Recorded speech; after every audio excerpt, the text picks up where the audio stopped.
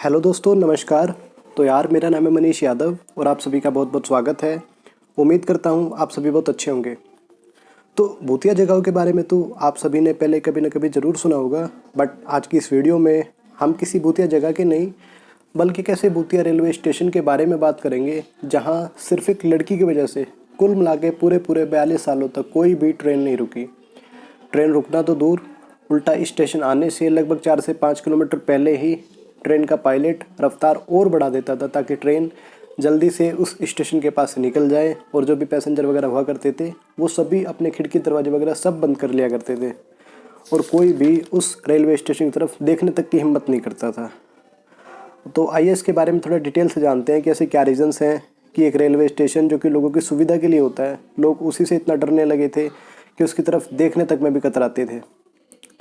तो ये बात है वेस्ट बंगाल की। वेस्ट बंगाल की राजधानी कोलकाता से लगभग 250 किलोमीटर दूर एक ज़िला पड़ता है जिसका नाम है पुरुलिया, जो कि अपने आप में काफ़ी फेमस जगह है।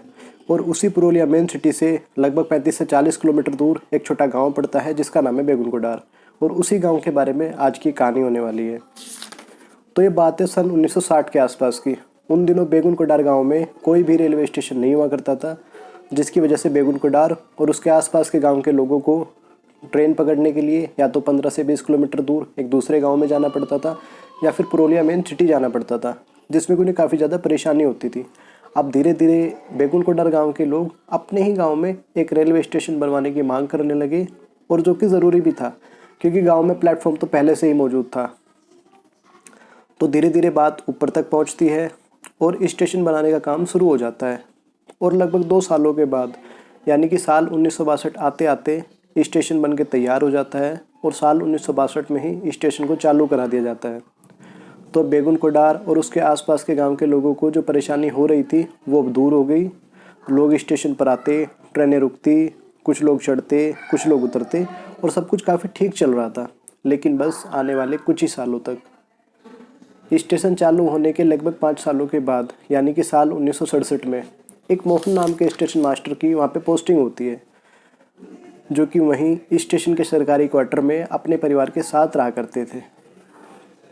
एक शाम स्टेशन मास्टर मोहन देखते हैं कि एक लड़की ट्रेन के साथ साथ दौड़ रही है पर ट्रेन में चढ़ नहीं रही है, पर तब वो इसको इतना पर्सनली नहीं लेते और इस बात को इग्नोर कर देते हैं।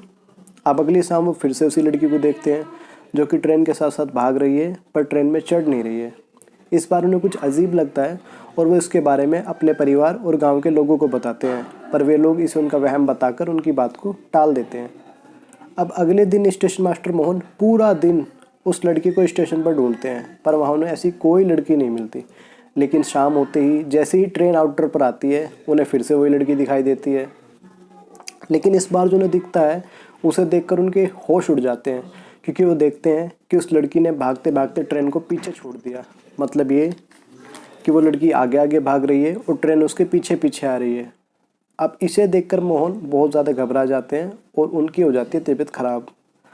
और इस घटना के महज 2 से 3 दिनों के बाद ही स्टेशन मास्टर मोहन और उनका पूरा परिवार अपने स्टेशन के ही सरकारी क्वार्टर में मृत अवस्था में पाए जाते हैं, और जिनकी मौत के बारे में किसी को कुछ पता नहीं चलता।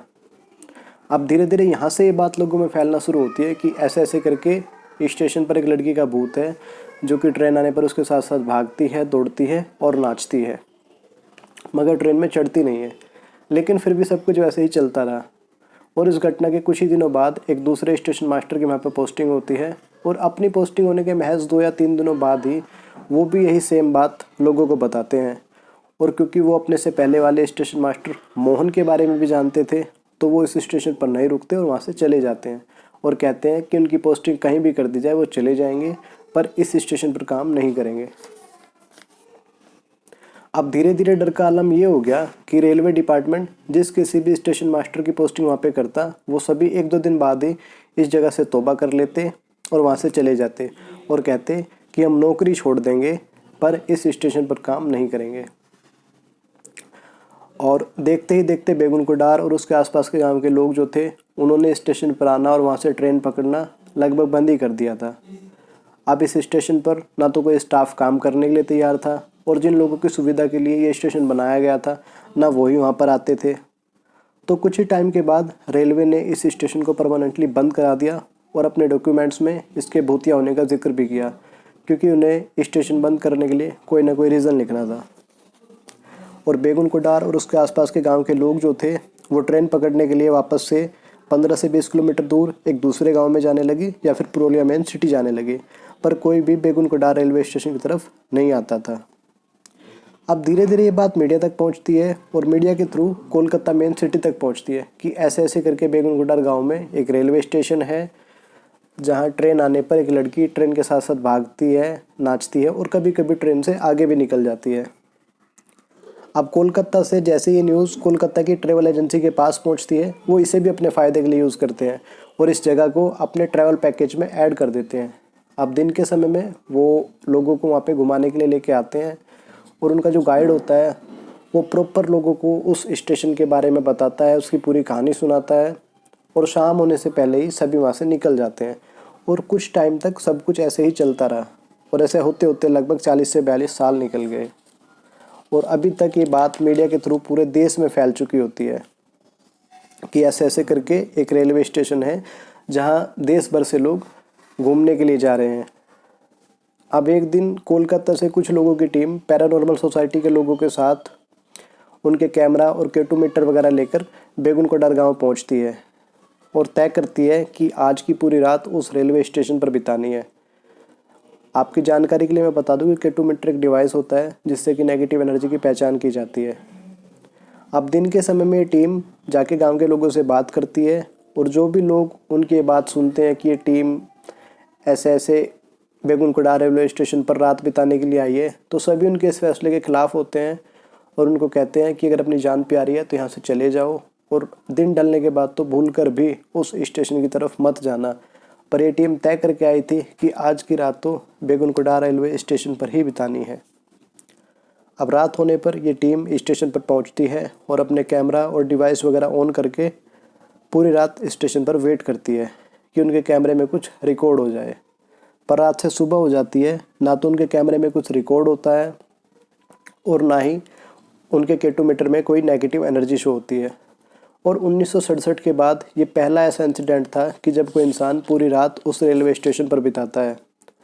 अब सुबह होने पर ये टीम अपनी रिपोर्ट बताती है कि बेगुन कोडार गाँव का जो रेलवे स्टेशन है उस पर कोई भूत नहीं है, कोई आत्मा नहीं है। और मीडिया के थ्रू जैसे जैसे ये रिपोर्ट लोगों तक पहुंचती है, तो क्योंकि 40 से 42 साल हो चुके थे तो धीरे धीरे लोगों का भी नज़रिया बदलता है और वहीं के एक लोकल एमएलए दोबारा से रेलवे डिपार्टमेंट को एक लेटर लिखते हैं और उसमें इस स्टेशन को दोबारा से चालू करने की मांग करते हैं। और ममता बनर्जी जो कि आज वेस्ट बंगाल के चीफ मिनिस्टर हैं, उस टाइम पे वो रेलवे मिनिस्टर हुआ करती थी वहाँ की, और ये उन्हीं के स्टेट का मामला था तो वो इस पर पहल करती हैं और उन्हीं के कहने पर वहाँ पे एक नए स्टाफ की पोस्टिंग होती है। फिर वहाँ का टाइम टेबल वगैरह बनाया जाता है, साफ़ सफाई वगैरह कराने के बाद स्टेशन को दोबारा से चालू करा दिया जाता है।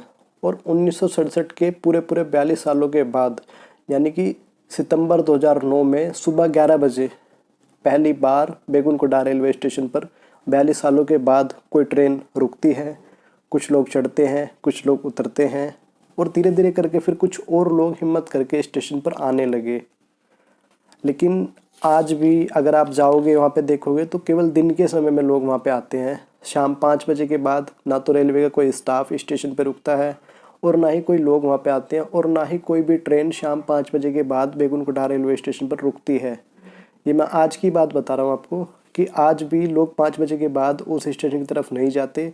रेलवे का सारा स्टाफ भी शाम 5 बजे से पहले पहले स्टेशन बंद करके वहाँ से निकल जाता है और कोई भी ट्रेन वहाँ पे नहीं रुकती। लेकिन दिन के समय में लोग वहाँ पे आने लगे हैं अब लगभग 42 सालों के बाद। तो ये थी आज की रेलवे स्टेशन की कहानी कि कैसे सिर्फ एक लड़की की वजह से एक रेलवे स्टेशन जो कि लोगों की सुविधा के लिए होता है वो पूरे 42 सालों तक वीरान पड़ा रहा। कोई भी ट्रेन नहीं रुकी वहाँ पे। भाई यही था आज की कहानी में। आई होप आपको आज की कहानी अच्छी लगी होगी। मैं मिलता हूँ आपसे एक और नई कहानी में एक और नए टॉपिक के साथ। तब तक के लिए अपना ख्याल रखें। बहुत बहुत धन्यवाद।